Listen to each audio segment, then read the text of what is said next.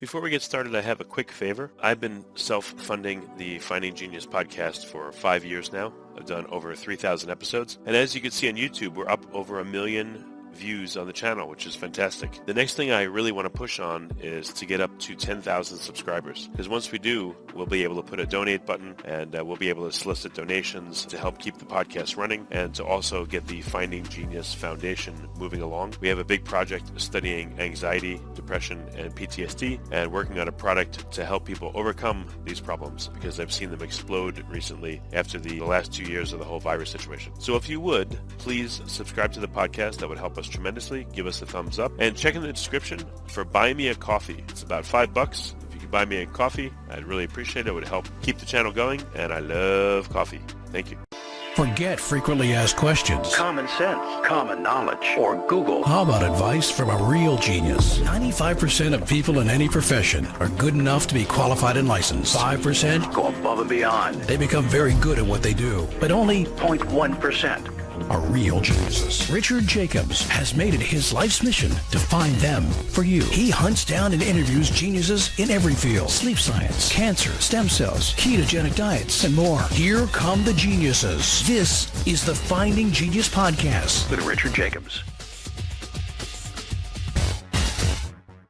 Hello, this is Richard Jacobs with the Finding Genius Podcast. My guest today is Dr. Chad Nowlin. He's the founder of NRG, like energy, and the creator of the Keystone Reset for systemic root cause pain relief. So this should be very interesting. We're going to talk about musculoskeletal health at work and in people's lives and, probably what causes pain and how to relieve it. So we'll go through all of that. So welcome, Chad. Yeah, appreciate it. Thanks for having me on. Yeah, let's start with, your background. I don't mean to be a pain, but how did you get into this industry? Yeah, that's a fair question. I came up through the normal channels, undergrad, grad school, which, was converted over to a doctorate level program a while back. And, but kind of rewinding past that, I was working with my dad. He built custom homes and I was working with him. We built a house for a physical therapist and he's who kind of gave me some direction there. I was into the sciences, anatomy, biomechanics. I didn't really know what that meant at the time. I was probably 19 or 20 at the time. And so he just kind of said, hey, why don't you check into this, see what you think. Started doing some observations, some shadowing, and, just decided, I think this is something that I think I might want to do. And so, university made me pick a major at some point. So that's what it was. And that was kind of the beginnings of physical therapy. Obviously, you kind of get entrenched into the day-to-day and probably nothing. Did you have physical problems or did anyone in your family have them? Like, what was your experience with physical therapy? Did you ever have to go through it? Yeah, I did. And honestly, it was a really negative experience. So kind of interesting that I still landed here. I actually had really severe low back pain for probably 12 years, starting when I was 17 until the time I was probably 27 or 8. And I roofed houses for a couple of years. That's kind of when it started. And I actually went to therapy 2 or 3 different times and it never worked. I went to the chiropractor, it didn't work. I had injections, they didn't work. And so over the span of 10 years, I had really tried what I thought was everything. And so it's interesting that PT was still my chosen route. But I think stories like that are what really drove me eventually to really think deeper into, what is the root cause of pain? Because I was interacting with a lot of people who were treating my diagnosis and treating my MRI images and x-rays and doing what most would consider to be all the right things for that diagnosis. But I was literally going nowhere. Even, fast forward into grad school where, you're working with the professors, the PTs who were supposed to know it all. They essentially looked at me and they were like, look, dude, we don't know what's going on with you. And that was kind of the end of it. But the end of that story was the start of me starting to figure out on my own, man, how am I going to start to take care of this thing myself? Because at that point, everyone I was talking to, chiros, therapists, medical doctors, it was all a bunch of the same, which was you're going to have to stop lifting weights. You're going to have to stop playing basketball. You're going to have to give up golf, or you're just going to have to deal with this forever. And I was pretty young. I was 25 at the time. And so I wasn't willing to accept that. So, all that negatives, I was able to spin that into a positive. And ultimately, I think that's what kind of got me to where I am today. What did you do to help yourself with the back pain? And what, where did that parlay into energy, that business, or like what was the path from there? Yeah. So this was right around the time I came on to a guy named Kelly Starrett. I'm not sure if you know who that.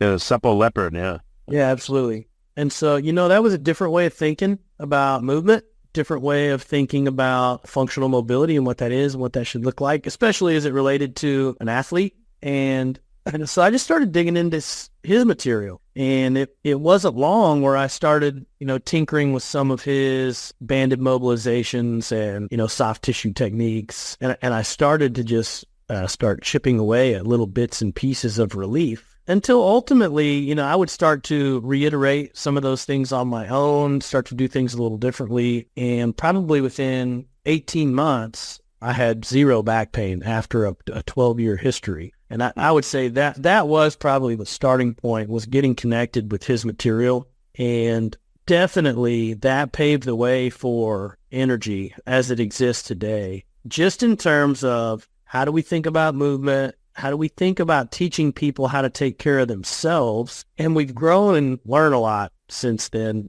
We've taken some of those kind of foundational principles, which all of his material was based on things that I was very well studied in, different like manual therapy techniques. So everything made a lot of sense in my own mind. And, I just kind of took that and continued to explore and learn and understand. And over time would start to kind of refine it and reiterate it and make it my own. And not only was I able to help myself, but I've had the unique benefit of being able to then, apply that to probably, 10 or 15,000 patient encounters over the last decade. What did you do specifically when you see with the Kelly Starrett's material, like on yourself? What were some of the specific things you did? You did exercises or posture therapy to like loosen your low back, or did you have a muscle imbalance between left and right? Like, what was it like? That people always want to ask that question, and it's difficult to answer because it's so easy, especially with modern medicine and the way that healthcare operates, and with just the way human nature is. We want the easy button always, and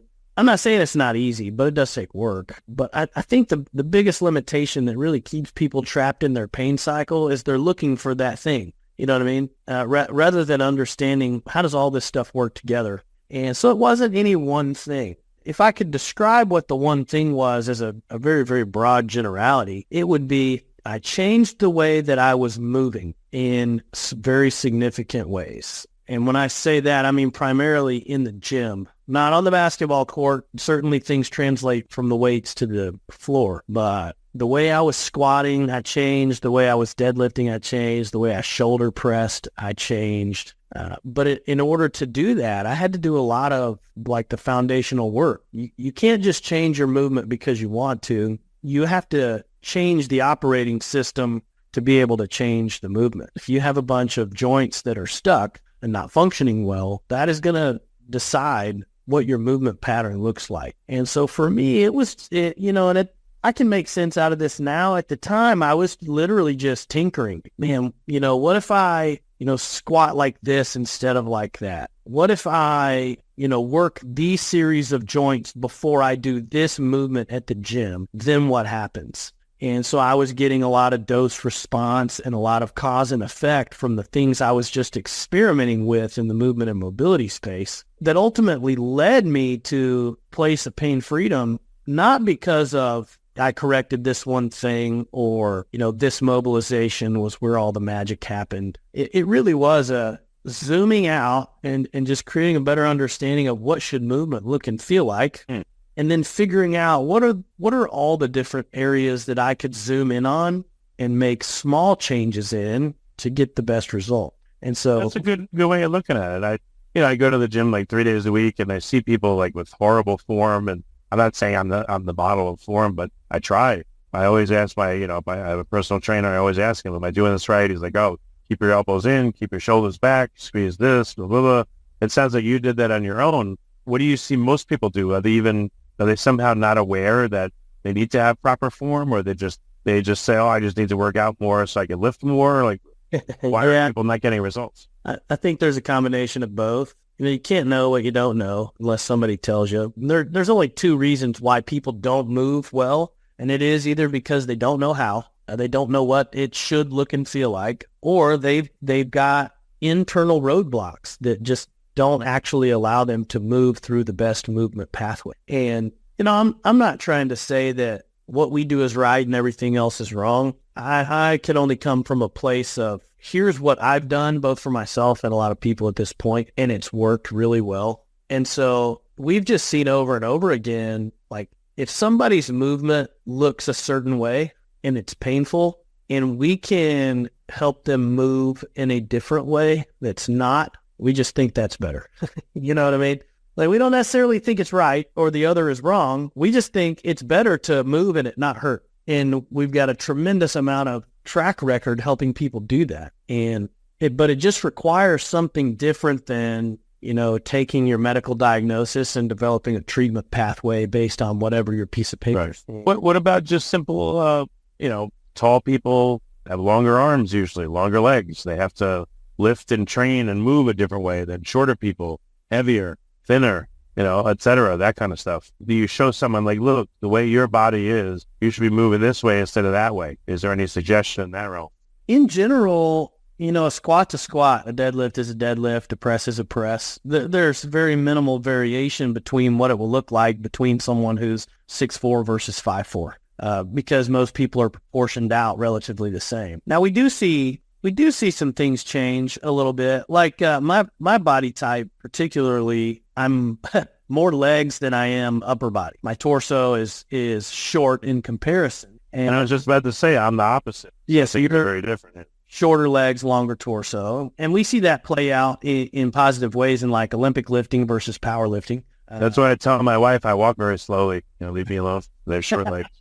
Yes. Yeah. But there are some things that we see, like someone with a short torso, they're probably, like, in a back squat, they're probably going to have a lower torso angle. And there's nothing wrong with that. You just need to know. The goal is to always just manage your spine position really well. And if you have longer legs, your spine position is probably just going to be a lower torso angle than somebody with a very long torso. And that's just because of the way your body maintains its center of gravity with a barbell on. So there are things that we do see with different body types. Obviously, like somebody who's very heavy set, they've got a little more center of mass forward. So that can work in their favor sometimes in a back squat versus somebody who's really thin. The way they manage loads is a little different. But ultimately, the squat pattern, the pattern is the pattern. And really, we should have one pattern. We shouldn't have a squat pattern for the way we get up and down out of a chair and a different one for the way we do. We shouldn't have one pattern for running in shoes and one pattern for running barefoot, but you're going to see two different patterns in almost everybody. It's a matter of efficiency and a matter of how your brain stores movement patterns and creates durability and repeatability through movement can actually protect you, not only help you rehab out of a problem, but also protect you from future problems and perform at higher levels in the current moment. Before we continue, I've been personally funding the Finding Genius podcast for 4.5 years now, which has led to 2,700 plus interviews of clinicians, researchers, scientists, CEOs, and other amazing people who are working to advance science and improve our lives and our world. Even though this podcast gets 100,000 plus downloads a month, we need your help to reach hundreds of thousands more worldwide. Please visit findinggeniuspodcast.com and click on Support Us. We have 3 levels of membership from $10 to $49 a month, including perks such as the ability to see ahead in our interview calendar and ask questions of upcoming guests, transcripts of podcasts you're interested in, the ability to request specific topics or guests, and more. Visit findinggeniuspodcast.com and click Support Us today. Now back to the show. Well, tell me a couple of examples that come to mind, with people you worked with, like, or yourself. They had, like, either an unusual movement pattern or pain and, what was done to fix it. Sure. So I'll just give you a rundown of, like, our process, because that'll probably explain this to highest. When somebody comes in and works with us, we lay them flat on the table and we check every joint. So we start at the ankles, and the first thing we check for is actually pelvis symmetry. And this will start getting into the Keystone Reset. But we check for pelvis symmetry first, which is seen at the ankles. It'll create what's called a leg length discrepancy. And this goes by many names: sacroiliac joint dysfunction, leg length discrepancy, your hips are out of alignment. There's maybe one or two more that I can't recall, but all of them describe the same phenomenon of the pelvis being asymmetrical. In our clinical practice, because we have always checked every joint every time, regardless of where the pain is, we just picked up on the fact that 100% of people with pain have a pelvis asymmetry, which when I first saw that, I thought was pretty interesting and a little bit unique. Like, okay, I used to only attribute that to low back pain because the sacroiliac joints are the next door neighbor, so it made a lot of but you see somebody come in and they have shoulder pain or knee pain or foot pain and no back pain, but they still had this asymmetry present. And so I thought that was interesting, but even still, we were just collecting information when we first saw that. Anyway, we pelvis symmetry first, and then we check ankles, knees, hips, spine, ribs, shoulders. We check the neck if somebody has pain there, but most of the time the neck is normal unless there is pain present. And really, when we're looking at like the big prime movers of the body, you're really just looking at ankles, knees, hips, and shoulders. And so that's what we do. We check those. Do they compare to what should be normal? Not what's common based on the textbooks, but like, okay, here's your activity level. You need this amount of motion to complete that without compensation. Do you have it? The ankles, we should see 15 degrees of dorsiflexion on the table. The hips, we're looking for 90 degrees of external rotation, 40 degrees for internal rotation, 20 to 30 degrees of hip extension. And then the shoulders, we're looking for a flush to the table position, which you could probably quantify as like 180 degrees of straight overhead. Front rack position, so like Olympic lift, catching a clean, or front squat position in the shoulder, which is called front rack. We're looking for 30 degrees of front rack external rotation. And then we also check the standard 90-90 shoulder external. Well, what if someone's, I don't know, they have a really tight quad or tight this or that, QL, they just can't do the motion properly? Do they first have to, kind of do some posture therapy or muscle therapy, massage, unwind, and then be able to do the movements? Or what happens? Yeah, that's a good question. Muscles are always secondary to the joints that they attach on or around. So if you see a muscle that is tight, we'll take this moment to do a quick distinction. The sensation in the body will feel like tightness, but most people do not have tight muscle. They have stiff muscle. Most people will have normal range of motion in the muscle itself. They just have a lot of resistance to changing position. So an easy example of this is like people say, my hamstrings are so tight. But if you can lay on the table and raise your leg to 90 degrees, your hamstring has what is considered normal length, but they feel tight because they have resistance to change in the position. And stiffness is a downstream effect of being attached on or near a joint that is not functioning like it should. So we always check the joints because whatever is going on in the muscle is secondary to the joint stiffness that we're going to see. And we know that because when we change the joint first, the muscle problem goes away almost always. What do you mean change the joint? You mean like hold it open, hold it closed, or do chiropractic? What do you mean? So in our space, it's mobilization rather than manipulation in the chiropractic space. But let's say the ankle is stuck at 0 degrees of dorsiflexion. You can try to stretch your calves all day long, and you might get up to 2 or 3 degrees of dorsiflexion, and it's going to revert back to 0 over a period of time. But if you mobilize the joint, so these are techniques designed to normalize mechanics inside the joint. It's called arthrokinematics. So the way the ankle moves is very specific when the foot is on the ground and your body is moving over the foot versus when your foot is in the free air and you're moving your foot on the body. I hope that makes sense. If you're walking, the joint is more closed. There's the weight of your body pressing it closed at the ankle. But if you're laying down on your back and you're just moving your foot around, there's not that weight on the joint. So I would guess it'd be in a more open position. Right?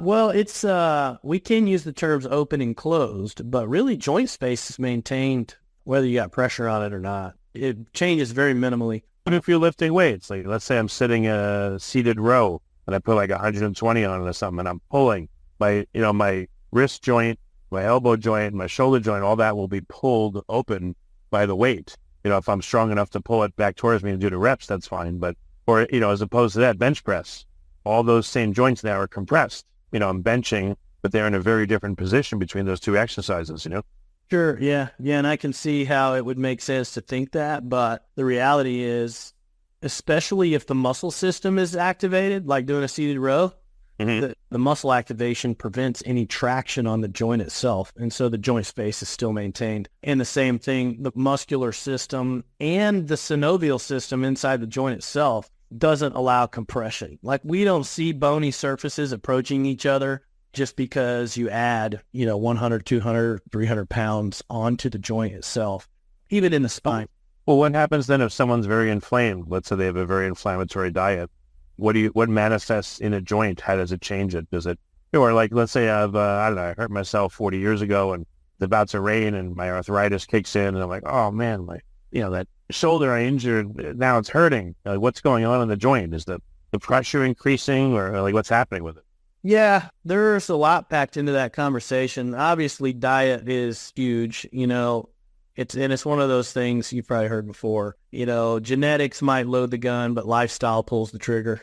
You may be predisposed to something like that. You may have taken damage to a joint 40 years ago, and now there's some problems in there. The real problem is that you didn't take care of it like you're supposed to 40 years ago and over the last 40 years, and so that's why these things happen. But obviously, joint spaces do degrade in the presence of that process because we do see bone on bone. We do see arthritis, come way off the rails, and people need joint replacements. I'm not saying they don't. But, in a normal human being, even who has pain, even who has arthritis, most people shouldn't even know they have arthritis. They just get imaging way too early in the diagnostic process because medical professionals don't know what to do with pain, so they just image it.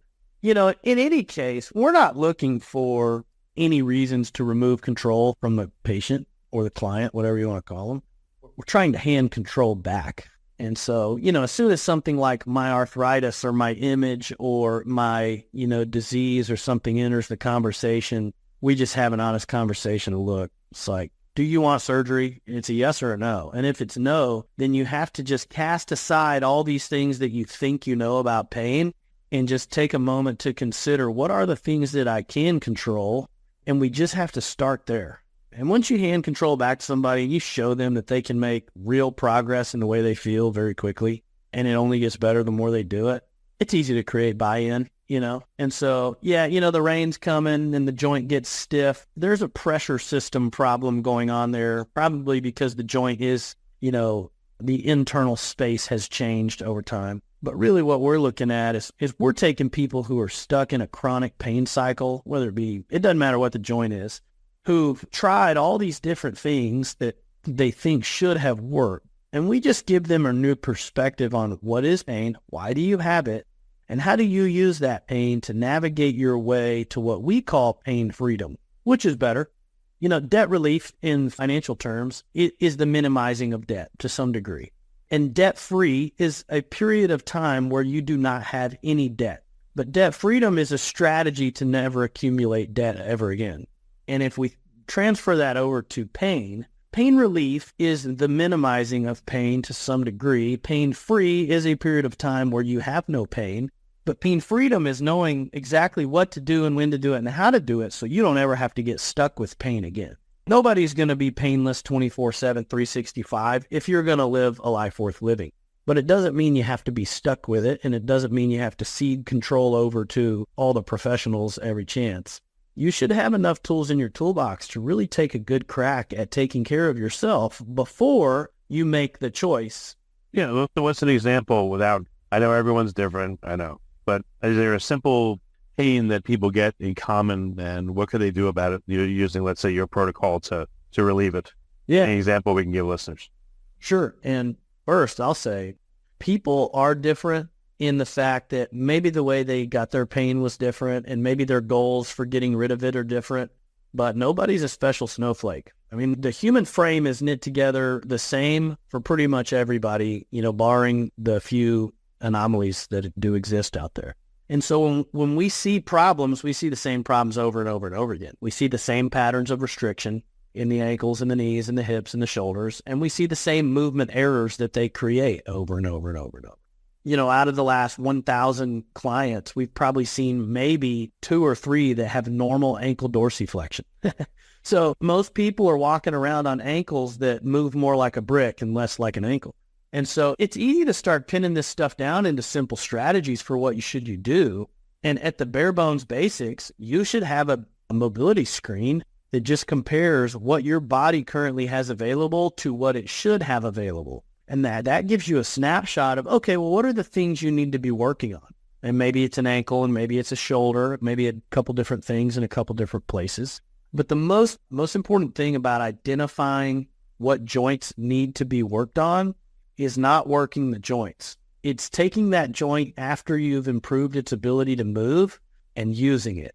Use it. You have to coach that new position into the movement, either internally for yourself or have somebody help you do it. Because if you don't use it, you what? Yeah, well, not necessarily lose it, but you'll lose mobility, you'll lose function, you'll lose strength, you'll lose all kinds of stuff. Yeah, and that principle is it is so true because we see people all the time. Well, I stretch so much and I feel like I'm starting over every day. Or, I do all the right mobilization, but I just feel like I'm always 2 steps forwards and 2 steps back. But the truth is, if you allow new motion to happen, you have to use it frequently and consistently and intentionally for your body to normalize that as the new normal. So, for instance, if someone has a very tight ankle, they feel like they can't flex really well. What could they do, for instance, as a protocol over a series of weeks, let's say, to get more dorsiflexion on their ankles? Sure. Yeah. So we use what's called L3 protocols. L3 stands for loosen, lengthen, load, and it follows that same pathway. We're going to show them how to mobilize their own ankle to improve the joint first. Then we're going to show them, okay, how do we release the calf? How do we stretch the calf in a very specific way? How do we get the anterior tibialis activated so that it can contract up into itself during dorsiflexion? And then how do we load that into a functional movement frequently and consistently and intentionally so we can restore the ankle back to normal? We use pull-up assistance bands to show people how to create the mobilizations in their joints. We do this for every joint pretty much, except for the fingers. The resistance band is supposed to model how a joint works? Well, you can force the joint into a better position with a band that has a lot of force behind it. So you can use the bands to help the joint mimic normal arthrokinematics and actually create change in what's called the joint capsule. The joint capsule is the target of all manual therapy, pretty much. And so you can do that with these larger bands. Bigger band for the hip. The hip's a huge joint. It's deep, buried under a lot of soft tissue, so it requires more force to do. You can use smaller bands for ankles, wrists, and shoulders. The knee's another one that requires a big band, but ultimately band work. And, we use simple tools like mobility balls or foam rollers. We use them a lot differently than most inside of this process. But ultimately, you just got to have a strategy. One, you got to screen it out. Most people's ankles don't hurt, but they don't work like they should. And that's one of the biggest mistakes in musculoskeletal health is people think that because it doesn't hurt, that it's normal. And that's almost never the case. Yeah, I learned that most people's Achilles tendon is shortened chronically because their shoe, it'll be thicker in the back. So I got 0 drop shoes for a while. And then I went to sandals that were supportive for 6 months to strengthen my feet. And then, I went to these 0 shoes where it's just pretty much no support. It took a while to get used to it, but when I did, everything was a lot stronger and better. But it took probably a year. Yeah, no doubt. I had a very, very severe ankle injury when I was 22. And, when I came out of my boot, this was after a year being in a boot, I was in a Brooks Beast, which is probably one of the highest levels of motion control shoes that you can get, plus a custom orthotic. I don't even know how my foot fit in the shoe looking back at this point. But over a period of about 4 years, I transitioned out of big shoe, big orthotic into just big shoe, down into a neutral shoe or a stability shoe, then a neutral shoe, and then a shoe with less stack height, like a heel to toe drop, actually, and finally into barefoot shoes, which is what I spend almost all my time in now. You can get there in an intelligent way. Some people shouldn't do it. They're past the point of no return in their feet or just past the point of really adding any value to their life. But for most people, we say you need to run in a running shoe, train in a training shoe, and live in a living shoe, which is flat and wide to allow your foot to have normal function and really maintain a lot of strength and durability in the feet. Because the modern shoe, it puts the foot in a bad position in a lot of different ways, but it allows your foot just to go to sleep and turn off. And this can really creep up on people as they start getting older, where they can't spend much time barefoot. They have a lot of pain in their feet. They feel like their feet aren't very dynamic and they're super stiff. And it's just a function of the modern shoe. Understood. So how do you tend to work with people? Do they come to your office and you do workouts in the office with them, or is it by Zoom, or, where and when and how do you work with people to help them? A little bit of all the above. So our primary practice was straight direct to consumers, which that has since we've transitioned out to partnering with corporations now. And I'll explain that a little bit. But so corporations who provide insurance for their employees, the way this actually works for probably employer groups that have more than 100 employees is when the employer pays for a portion of the insurance and then the employee pays the remaining portion of the insurance premium, 100% of that money goes back to the employer, and it creates what's called self-insurance, which is where after the employee meets their deductible, the claims get paid out of this fund of money sitting inside of that corporation. It's a way that they can control the cost of premiums for everybody and sometimes even create a little bit better care navigation and control the cost and the quality. So we partner with corporations to actually help them minimize wasteful spending for musculoskeletal health. A lot of people out there getting primary care visits, specialty visits, injections, medications, and a tremendous amount of unnecessary surgeries. And so we actually work with companies to help them minimize that and bring their claims down. The way we do that is we actually have a digital platform called NRG 360, which is a conversational AI delivery of our Keystone Reset and L3 protocols. We have NRG University, which is an online program where all of our proprietary information is housed inside the university. And then we use a slow motion video analysis platform for coaching and movement management. And then we have on-site clinics and near-site clinics directly at or near our employer partnerships. So when we work with just individuals now, outside of a corporate partnership, we do still see people here on the west side of Indianapolis in Plainfield. We just don't market that quite like we used to. We do still work with people online because it's easy to do. The results are great. And it's really just a nice free-flowing conversation to help them kind of get over the hump for the pain that they're having.